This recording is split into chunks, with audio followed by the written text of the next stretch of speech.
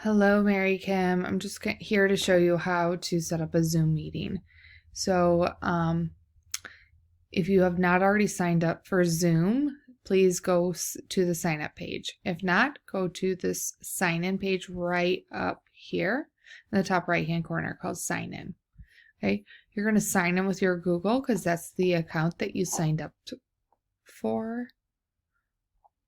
Okay, and then you're up on this page. It looks like I have a lot of these green buttons right here, so I'm just going to X out of those. And I'm going to go to schedule new meeting.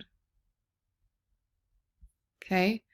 Again, these green pop-ups kept coming up for me because I'm an educator. I just keep Xing out of it. The name, my topic right here, I'm going to give it a topic. Meet with Stacy on 4 dash let's say 2520. I'm going to give it a description. Please bring your reading and math work, or whatever description you have for her. And then this is right here when the when is, you're going to set the date. You can go to the calendar button and you can press, okay, we're going to be meeting on Friday and we're going to be meeting at 2 p.m. I can change that.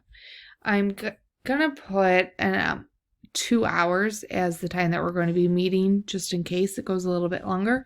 I want to make sure that I'm on Central Time. If you know that this is going to become like every Friday at 2, you can click on this reoccurring meeting and you could fill out this information, but I'm not going to do that right this second. We're just going to plan for this Friday. So meeting ID, don't even worry about that. Just leave it how it's the generating the meeting password. Leave that there. The host and the participant,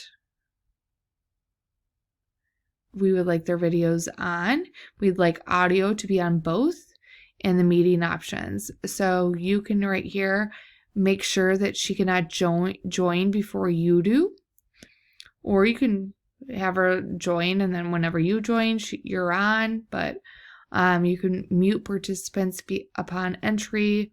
This enable waiting room for you, I would not say to click that.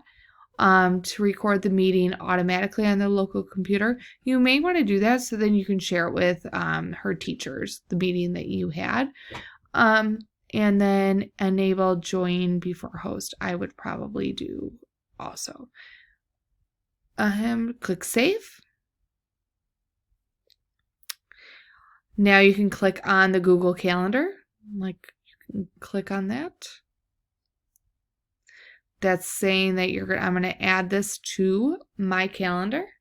I'm going to allow Zoom to do that.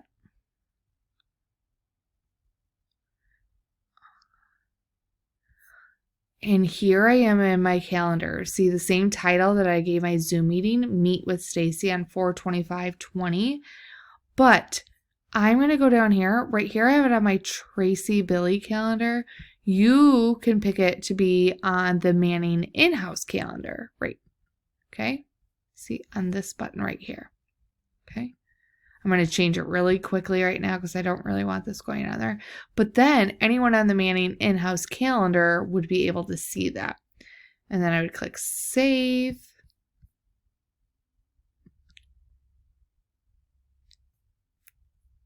Going back to my meeting tab right up here. And if I want to copy this invitation to share with Stacy, I would go here, and I could even just email her this whole thing by just clicking this copy meeting invitation and then going into my email, compose, and writing what is going to. So if I wanted it to send to you, Mary Kim, and the subject be meeting with Stacy. I could then go to Command V, and then I could press send. I'm not going to send that to you, but that's how you would do it. Okay. Back into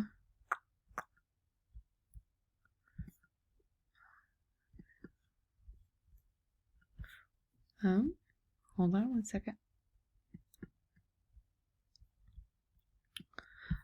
Oh, and then I can press cancel. And it will tell you everything. If you wanted to start this meeting like right this second, you could always start it right now.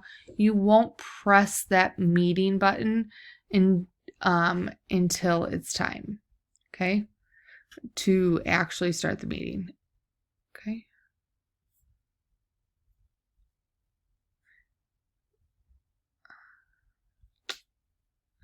Let me see.